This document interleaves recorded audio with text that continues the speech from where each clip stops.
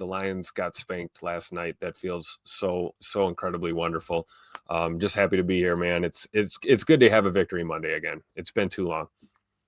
So obviously we wrapped up the show last night, the post-game show, talking of, going around the league and give you guys an update on the standings. Well, obviously this game unfolded late last night as the Chiefs beat the Lions 30-17. So the Lions are going to fall to 4-2 now. That record isn't completely updated there. However, they're going to fall to 4-2, and the Packers are officially in first place in the NFC North standings. Let me pop that up on the screen for you guys and gals real quick. Well, first of all, let's just stick on this for a second. So I'm going to scroll down briefly. I'm going to keep it paused. So did you guys see the fight last night, right? I tweeted out a fight breaks out because the Detroit Lions are getting exposed and their classless booties can't handle it. Lions taking cheap shots post-game on the Chiefs. Listen, there's no one who hates the Chiefs more than the guy that's talking into the microphone right now. But I'm telling you right now, man, the Lions have hit an all-time low on what unfolded last night. You had Brian Branch completely refusing to shake Patrick Mahomes' hand, and then as he walks off, he walks up on Juju Smith-Schuster. You guys, I'm sure, have seen the video. Juju puts his hand out to shake his hand. Brian Branch sucker punches him, and then all hell and broke loose there, Tim. So it was a funny picture, though. I ain't going to lie. The picture of Brian Branch having Juju by the ear, it looked like an uncle dragging a nephew around the front yard out there playing a turkey bowl or something. It was pretty comical. But nonetheless, that's what unfolded last night. Tim, I want to give you the floor, sir. I know you're a big advocate for the Detroit Lions, obviously. Oh yeah, you mean the downfall of the Detroit Lions? Oh wait, there can't be a downfall. They haven't won a damn thing yet. That's right. I keep forgetting. 1968, Tim. Yeah, 1960. That's just wild to think about, man.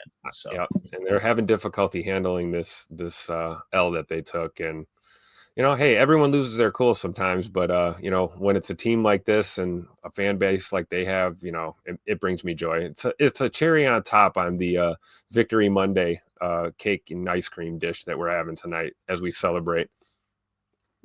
Yeah, no doubt about it. And listen, Tucker Kraft called this a long time ago, guys. Jacob Morley tweeted this out.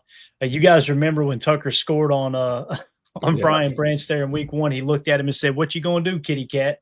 You know what I'm saying? So obviously Tucker was ahead of the curve here, and it looked like Ari Miroff tweeted out, Lions safety Brian Branch apologized and admitted after the game that what he did was childish, but said he's tired of players doing things between plays that refs don't catch. He added that he feels like he's getting bullied out there. Oh, Mr. Brian Branch, one of the dirtiest players in the game, feels like he's getting bullied. Oh, that's adorable. I bet he absolutely hates his teammate Kirby Joseph, who just continuously tears ACLs by being chicken crap and going for the knees, right? Absolutely. And it's crazy how, you can dish it out, but you can't take it. It looks like one of those kind of classic examples,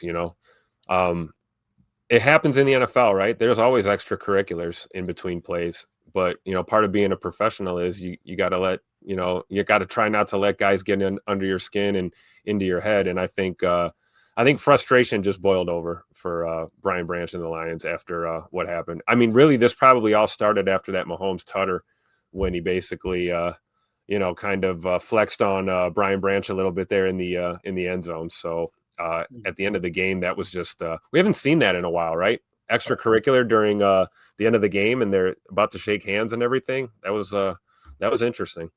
As Brian, or as H.E. Solder says here, but Brian, you got your ass handed to you on a legal block. That's the other thing too. People are trying to say, I'm telling you, Lions fans are always the one quick to say, stop complaining about the refs. Boy, they were all over the refs last night. And there's so many receipts out there. It's not even funny. And it was a legal block, was not a block in the back, caught him from the side. So it is what it is there. Ian Rappaport gives us an update here, Tim. Lions safety Brian Branch, who popped Chiefs wide receiver Juju Smith-Schuster in the face after the loss to KC, was suspended 1 game by the NFL. Detroit plays the Bucs on Monday Night Football. Listen, that's a huge game there. So Brian Branch missing that game against Tampa Bay. I know some people believe it should have been a longer suspension than that. I can understand both sides of that argument, but that's going to be a huge loss. Listen, Brian Branch is a good player. Hate him as a person, damn good football player. So he will be missed against Tampa Bay. Baker Mayfield licking his chops going into that game, man. Oh, absolutely. That's a massive loss for that back end of the secondary there in Detroit. And they're a good defense, though. We know that, right? And I'm sure they're still gonna, play well. But yeah, it's unfortunate, right? You cost yourself a game. You're hurting your football team because you lost your cool. That's what happens. But it couldn't happen to a better team or a better player, honestly. And I'm Yep. sure there'll be an appeal of the suspension. Shout out to Jordy Nelson, one of the officials on the appeals crew here in the NFL. Jordy, you know what to do, right? We'll just go ahead and deny that appeal. No problem. He Solder in the chat said 4 games felt right. All right. Not so cool said at least 3. Okay. So that was the common theme I seen today, Tim. As soon as the suspension came down, I seen more people saying it should have been more games than people saying he shouldn't have been suspended at Yeah, all. Is that kind of how you uh, saw it too? that's kind of why I mentioned the appeals process. I wonder if that's why the league just handed out the one game, right away, because usually it's if you get 2 or 3, you can appeal, and they may reduce it to a single game or 2 games. So I don't know. I'm kind of there though. I mean, you can't have any of that. You're trying to get rid of that on the field during the game, let Mhm. alone post game, shenanigans like this. I think the league's got to handle this in a way where you don't want to make an example out of Brian Branch, but you do want to make sure that he has at least one game, suspension. And I think it's fair. I could have saw more though. It Mhm. didn't get the one good thing is it didn't turn into 80 guys on the football field brawling after a game. It didn't get completely out of hand, but I think a game is fair. That's fine, and it's a big game, like you said, against Baker and the Bucks. That's going to be a tough go for Detroit without Branch. Yeah, no doubt about it. Jennifer Wright says that she felt like 2 games seemed right to her. So there you go with that. Let's see. Moving along to the standings now, Tim. So the Packers are officially in first place in the NFC North at 3-1-1, and the Detroit Lions are in second place at 4-2. Minnesota Vikings are in third place at 3-2. They were on a bye this week, and of course the Chicago Bears are sitting at 2-2, and they're going to be kicking off here in about 30 minutes as well. So we'll see if the Bears can drop to 2-3. And here's what it comes down to, guys. We talked about the first quarter of the season. The goal is to go 3-1 at a minimum, right? You want to be 3-1. We finished 2-1-1. All right. So now we're basically 1-0 in the second quarter of the season now. The goal is to go 3-1 again. And I know we've got a couple of some tough games coming up, but also some there are no cupcakes in the league, but some definitely winnable games here. Obviously, you're going to go down to Arizona, could be without Kyler Murray. Let's say they pull off a win there, Tim. Now they're 2-0 in the second quarter of the season, right?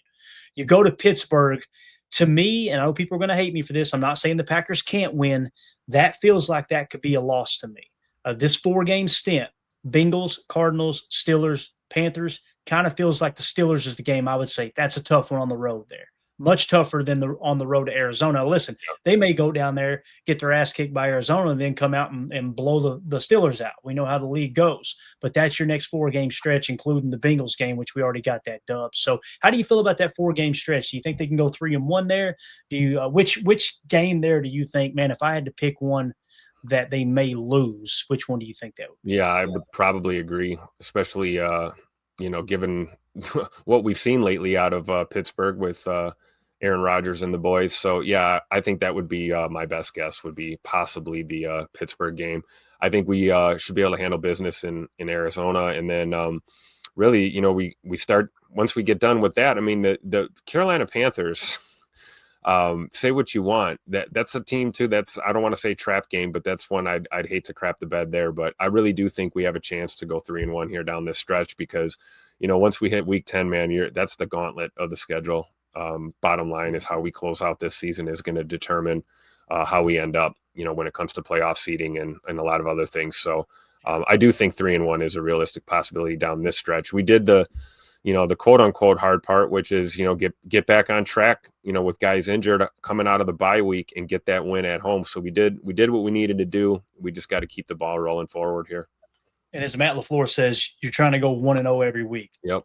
Don't take me the wrong way, gang. I'm not sitting here saying the Packers are going into any week going, okay, well, we've won our 2 games. We can lose one now. They're not looking at it like that. They're looking at you're trying to win every single ball game. Every week you're trying to go 1-0. It's just to me, I heard it said a long time ago. If you go 3-1 in each quarter of the season, you're going to look up, have 12 wins. You'll probably have a first round bye in the playoff hunt. I know the playoffs have shaken up a little bit. Now 12 wins is closer to what used to be 11 wins now. But you never know how the conference is going to shake out.